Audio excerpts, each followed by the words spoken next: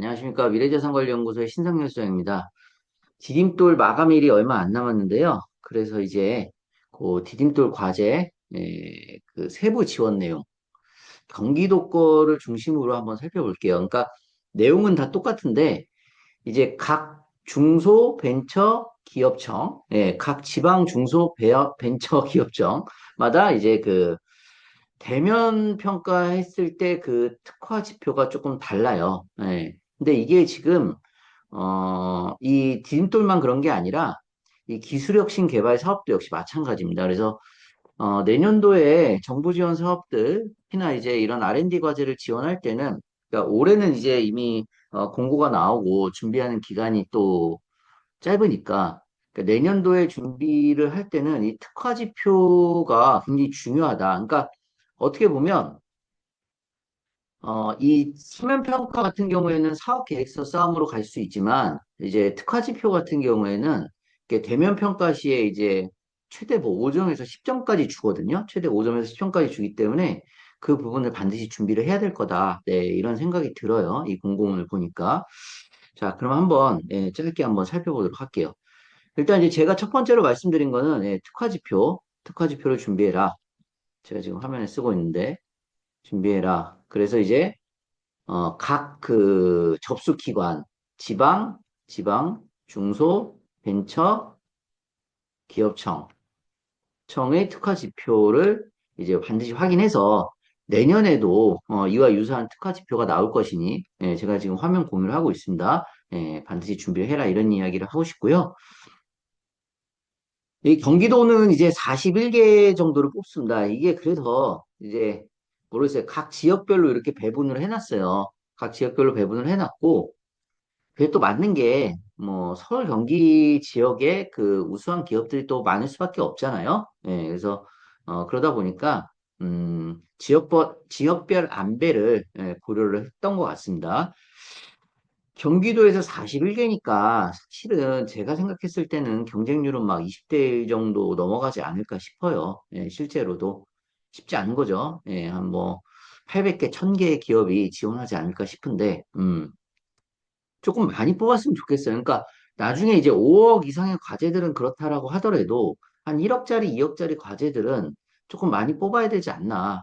이게 40개면 이게 사실 이제 중기부의 대표 사업이거든요. 그러니까 제 영상을 보시는 이 관계자분들이 계신다 그러면 정권도 바뀔 거고 하니 좀 많이 뽑으세요. 이거 뭐 엉뚱한 뭐 보도블록 까는데 돈 들이지 말고 저는 이게 더 나은 것 같아요. 훨씬 더 가치 있는 일 아니에요? 그러니까 원래 VC 투자도 뭐 10개 투자하면, 두세 개 기업 이렇게 뭐 성공하잖아요. 그러니까 막 너무 그 창업 기업의 사업성에 너무 그렇게 하지 말고, 사업화나 이제 나중에 이제 그 판매에 너무 그렇게 하지 말고, 조금 그 창업 기업에 대한 그 이런 R&D 지원책이 좀 늘어났으면 좋겠습니다. 얘기를 하다 보면 항상 산으로 가기 때문에 네, 업력 7년 이하, 업력 7년 이하고요. 네. 그리고 최근 연도 매출액 20억 미만, 네, 이렇게 되는 거고, 그럼 이제 또 많이 물어봐요. 이 최근 연도가 언제냐? 그래서 이게 이제 최근의 결산 기준입니다. 최근 결산 기준이기 때문에, 이게 결산 기준이기 때문에, 그러면 이제 2024년도, 연도 결산 기준이죠. 이제 2025년이라는 말이 익숙해졌어요. 이게 연초에는 2025년이 뭐지? 라고 했는데, 이제 날이 따뜻해지면서 이제 익숙해질 때가 왔습니다. 자, R&D, 중소벤처기업부 소관 R&D, 여기 없는 기업, 이렇게 이제 되는 거고요. 그러니까 이거 같은 경우에는 이제 창업성장 같은 경우에 청창사, 그 다음에 초창팩, 그 다음에 이제 예창팩, 그 다음에 이제 뭐 에코 스타트업도 있겠죠. 에코 스타트업. 이런 것들은 에코 스타트업은 환경부 사업일 거예요. 맞나? 예, 예. 이런 사업들에 선정이 된 기업들과 대표님들도 이제 지원 가능하다. 등도 지원 가능하다. 이렇게 이제 이야기해 볼 수 있겠죠. 자, 1년 6개월 이내고 좀 늘어났어요. 원래는 1.2억이었는데, 1.2억이었는데 2억 원까지 늘어났다라는 거. 이렇게 이제 보시면 되겠고, 정부 지원 연구개발비 비중이 연구개발비 이게 연구개발비가 이제 쉽게 말씀드리면 총 사업비라고 보시면 돼요. 총 사업비의 이제 75% 이내다.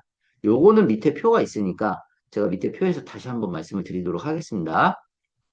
이게 이제 연구기관 부담 연구개발비 아침이에요. 제 시간 보이시죠? 예. 자부담. 음. 아침에 이거 왜 찍냐고요? 그냥 찍는 거예요. 진짜로. 예. 예, 점심이랑 이 저녁에 밤에는 시간이 없고 밤에는 또 찍으면 되게 피곤하더라고요. 그래서 오전에. 예. 자, 그다음에 세부 지원 내용은 이제 이렇게 41개.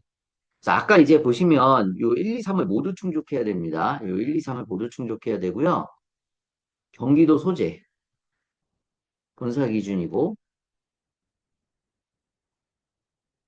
업력 7년 이하고 그죠?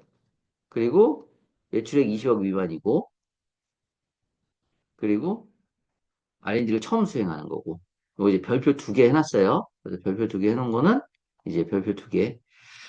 자, 여기 보시면 산학인 콜라보 예비 연구 뭐 이런 것들은 이제 예외다라고 했으니까 확인 한번 해보시고 요게 중요합니다. 예, 개인사업자, 법인사업자의 업력 기준은 원래 이게 달라요. 예, 창업기업 확인서 받을 때도 개인사업자는 사업등록증, 법인사업자는 이제 설립등기. 네, 이렇게 이제 되는 거고요. 자, 요거는 이제 중요하겠죠. 그래서 막 25%면 25%다 현금 부담해야 되는 거 아니냐. 그게 아니고 지금 2억을 준다라고 하면 75%, 그다음에 우리는 이제 보면은 이게 얼마예요? 600만 원, 600만 원. 600만 원. 그래서 600만 원이니까 600만 원을 자부담을 하고 2억을 받는 거다. 이렇게 생각하시면 되고 가끔 요 현물은 뭐냐면 기존 인력의 인건비로 그러니까 우리가 이제 급여 이체를 한다라고 그러면 그걸로 그냥 증빙하면 돼요.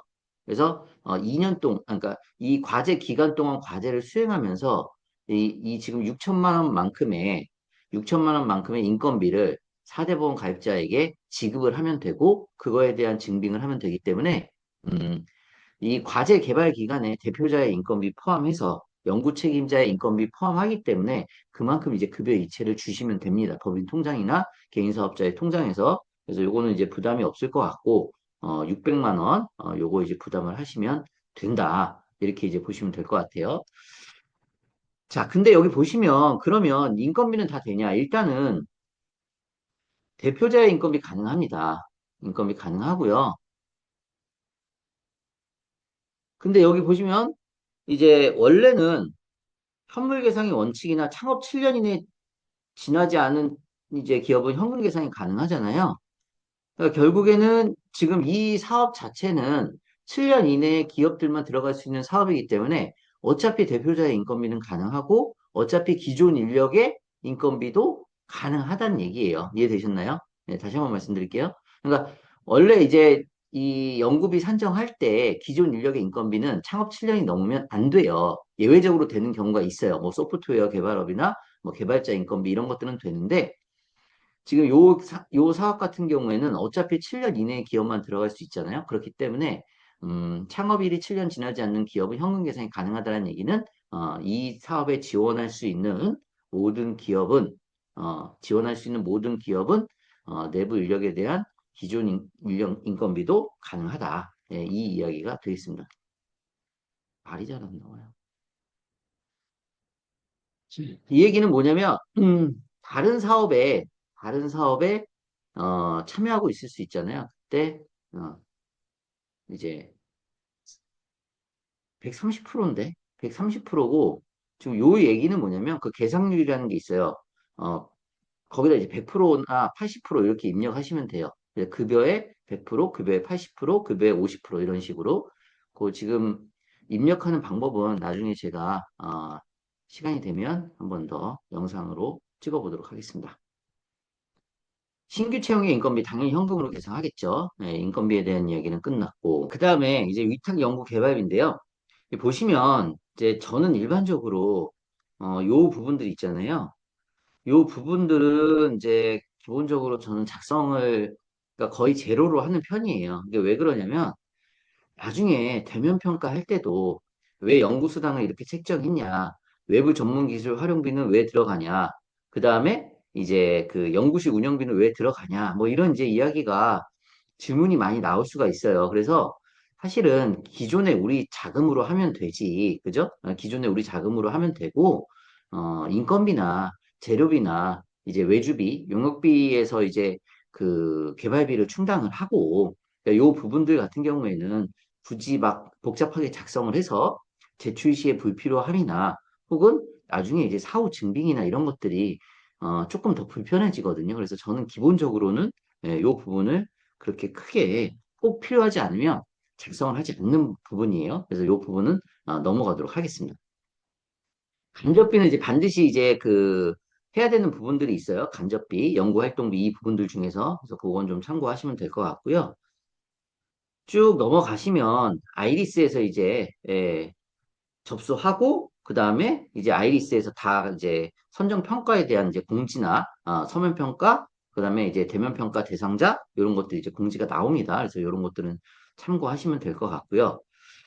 제가 조금 눈여겨봤던 거는 요 지방청 특화지표 이렇게 이제 되어 있는 건데 이 지방청 특화지표 같은 경우가 이렇게 예, 보시다시피 20점이나 됩니다. 근데 요 20점은 보시면은 바로 이렇게 평가를 하는 게 아니라 이 대면 평가시에 들어가는 거거든요. 대면 평가시에.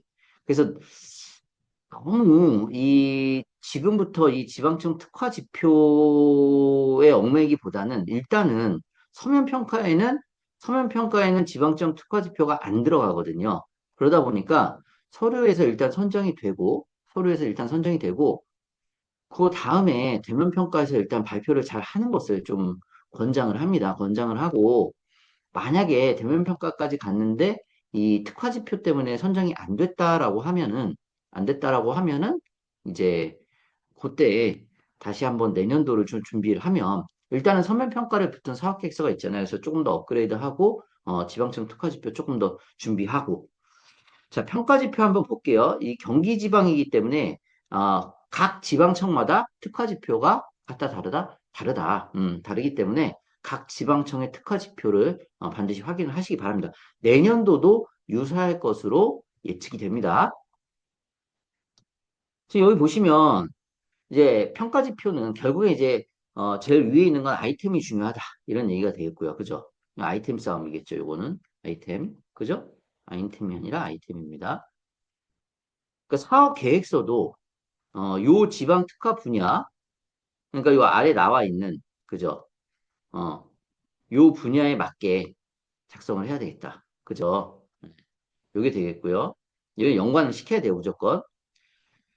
자, 그 다음에 이제 지적재산권 보유. 등록 특허까지 가야 됩니다. 예, 추론은 그렇게 크게 의미는 없어요. 그래서 여기 보시면은 등록 특허 한 건당 1점이다. 요렇게 보시는 거고. 자, 이렇게 이제 3점 이상. 그죠? 3점 이상은 5점이다. 그죠? 3점 이상은 5점이다. 3건까지 등록을 해야 됩니다. 등록 특허 3건. 자, 투자 유치. 이거 마음대로 되는 건 아니겠죠? 예. 근데 지금 보시면 이 투자 유치가 적격기관이라는 건 없어요.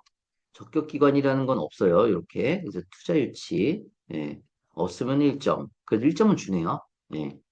그래서 1천만 원 이렇게 되진 않겠죠. 보통 요 정도 선이 되지 않을까 싶습니다. 제 생각에. 그죠? 요거는 잘 적어야죠. 요건 잘 적어야 됩니다.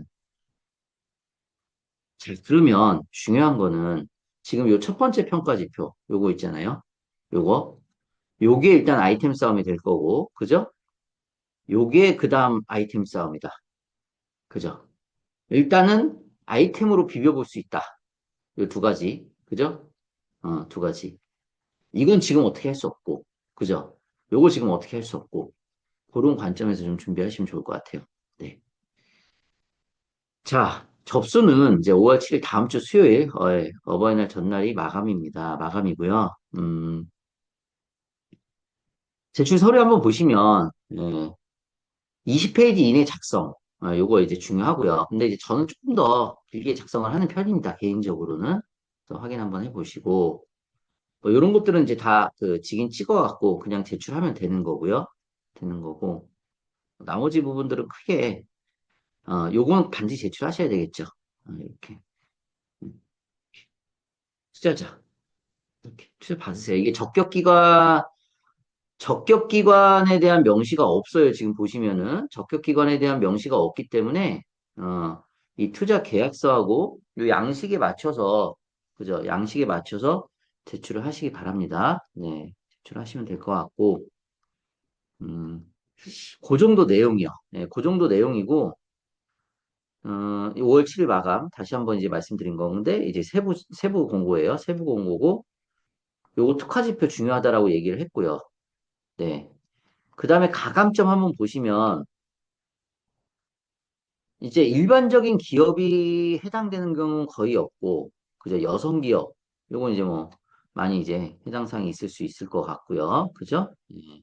나머지들은 대부분의 기업에 해당되는 경우는 거의 없을 것이다. 예, 이렇게 이제 판단이 들어요. 자, 그 다음에 여기 보시면 벤처기업. 요거는 이제 해당 사항이 있을 수 있는 기업들 많죠. 그리고 3년 이내, 3년 이상 진행 기업들 이노비즈, 그 다음에 이제 메인비즈. 그 다음에 KBT는 여기에 있습니다. 요번에. 그래서 요거 한번 확인하시고요. 네, 이렇게. 음, 네, 그 정도 내용을 좀 통해서 가점 분야 이렇게 신청하면 될 것 같고요. 그 다음에 마지막에 네, 특화지표 이렇게 있죠. 요거까지 같이. 예, 해당시라고 나왔는데 무조건 해당해야죠.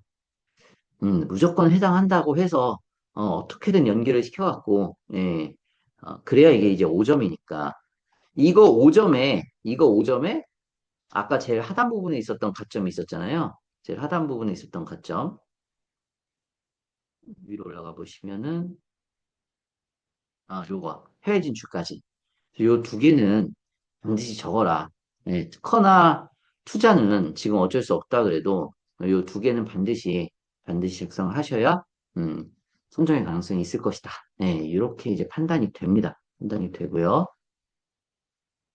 협약 일자가 아마 나와 있을 건데요. 협약 일자를 한번 이제 마지막으로 보고 마치도록 하겠습니다. 네, 협약 일자는 지금 보시면 이제 7월로 나와 있어요. 그러면 지금 이 과제가 보세요. 네, 1년 6개월이란 말이에요. 1년 6개월, 최대 2년 지원이에요. 맞죠? 네, 최대 2년 지원이에요. 2년 지원이기 때문에 그러면 이렇게 하는 거죠. 1차년도는 이제 2025년 이제 7월 1일부터 그죠? 7월 1일부터 이제 12월 그죠? 12월 이제 31일까지예요. 맞죠? 네, 이렇게. 그리고 2차년도는 그죠? 2차년도는 또는 칠게요. 가지고 예, 2차년도는 그럼 어떻게 돼요? 2차년도는 2025년 2026년이네요. 벌써 2026년 1월 1일부터 이제 12월 이제 31일까지 이렇게 해갖고 1차년도하고 2차년도를 이제 사업계획서 작성 시에 연구개발 일정 할 때도 이렇게 하고요. 그 다음에 이제 연구비 사용도 위 이렇게 1차년도하고 2차년도 이렇게 맞게 이렇게 작성을 하시면 되겠습니다. 굉장히 중요한 부분이에요. 그래서 이 부분을 반드시 참조하셔가지고 이번 과제 선정에 있어서 좋은 결과가 있기를 바라겠습니다. 네, 오늘 강의는 여기까지 하겠습니다.